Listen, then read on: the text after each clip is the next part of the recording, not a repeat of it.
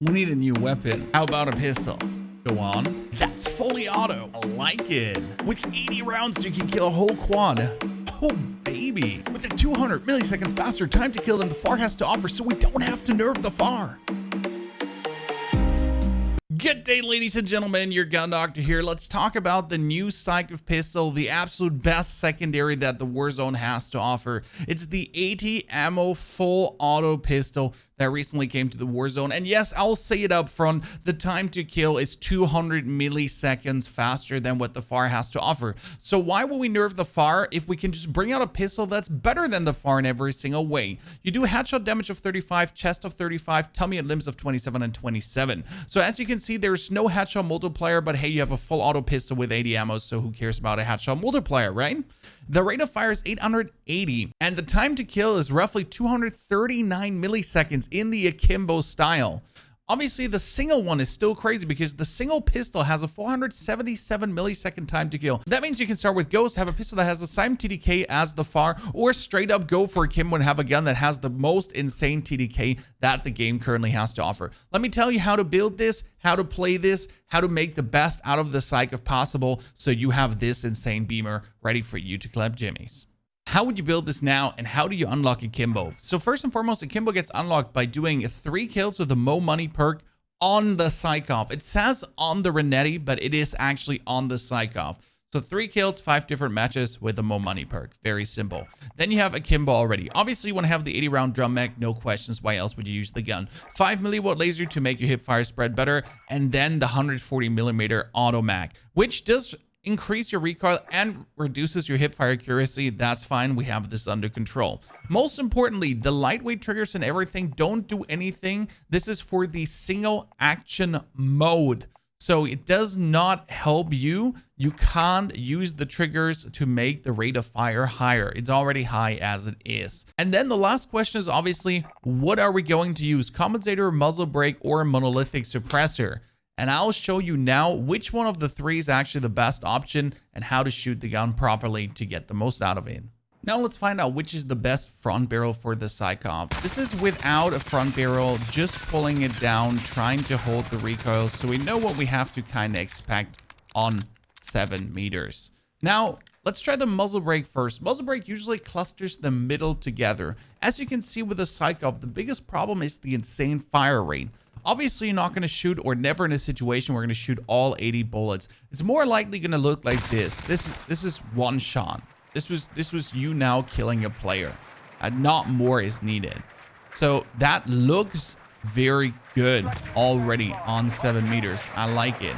Question obviously is, with a high pull, should we put a compensator on? But realistically, the compensator is going to pull it down together and widen it further. We'll be trying out a compensator too. This is the muzzle brake right now. That was 7 meters, just a normal spray. Let's try on 7 meters now, a full with the rest of the magazine here right now. And I would already say, like, if you just look at the cluster here, what's going on pretty much. And if you look at the cluster here with the bigger bullets all just being more in the middle together as you hold it. So even if I hold this very strongly, they're going to be more spread out left and right, where the muzzle brake just has them more centered in total, like this center of moth, which is very important, and where you're then going to hit your shots. Now with the compensator on 7 meters, let's do like a first burst. So this is what it would take to shoot someone. As you see, like, it doesn't really do that much on the pulling up there. So it's still like insane vertical recoil because you're shooting pistols full auto. But it does also feel good like this one that was the muzzle brake. Now let's see if we're going to be really beaming away the full magazine. How does that look like? I mean, it's definitely easier to keep down. That's for sure. So it's way easier to keep down in total. And if we compare that now to this, it does feel nicely clustered, I have to say. So right now, I wouldn't be able to really say which one I do prefer more, compensator or not. It is definitely easier to hold. And I would say on a further range, so if we're saying like now 15 meters, I would say 15 meters with these pistols trying to hold them. Yeah, they pull away.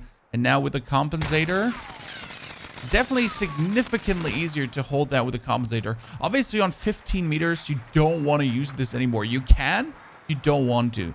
That being said, though, the compensator does help tremendously out. You get to pretty much decide for yourself what feels better for you. If you feel like you can pull it down a lot, easy, With your mouse sensitivity, I would argue that the muzzle brake is tremendously better, whereas the compensator definitely helps if you feel like your sensitivity is not giving it away that you can pull it out enough. That being said, keep in mind that, again, if you're close to an opponent, this is what you're going to do, and there's probably where the muzzle brake just helps more to get them clustered vertically, because you're not going to shoot them on a long range, and you're never going to shoot all these bullets away. And for a short amount of time, for half the mag, for 1/3 of the mag, you can easily hold the recoil. My conclusion would easily be here, muzzle brake being better than the compensator.